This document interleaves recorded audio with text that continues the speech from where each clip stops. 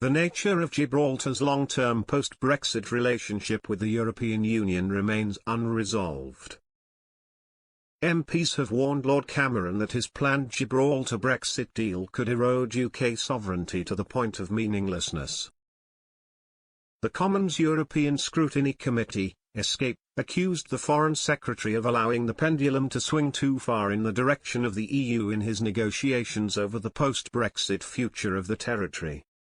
In a letter sent to David Rutley, the UK Minister for Gibraltar, the MPs called for negotiations to be halted until the Commons agreed a deal that would help retain the British overseas territories' sovereignty. The letter, signed by ESCAPE Chairman Sir Bill Cash, said the MPs had serious concerns regarding the conduct and progress of the UK government's negotiations with the European Union in respect of a trade and border deal for Gibraltar. It added, a deal must not be pursued irrespective of the cost.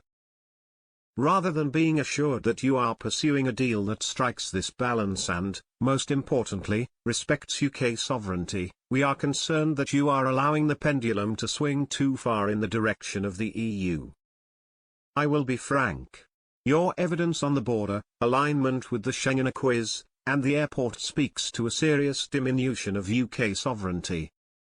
We ask that you consider these points carefully and do not continue along a track that is deleterious to the UK's vital national interests, the people and businesses of Gibraltar, and the overseas territories more generally.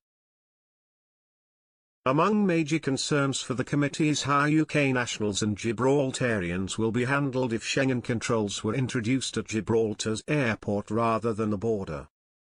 This is a move the committee says would render Gibraltar's frontier British in all but name.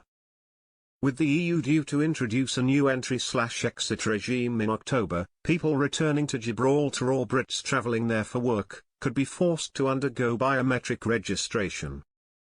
Ministers have also failed to answer important questions on the impact of the introduction of Schengen checks on ordinary citizens entering their own territory, the committee said.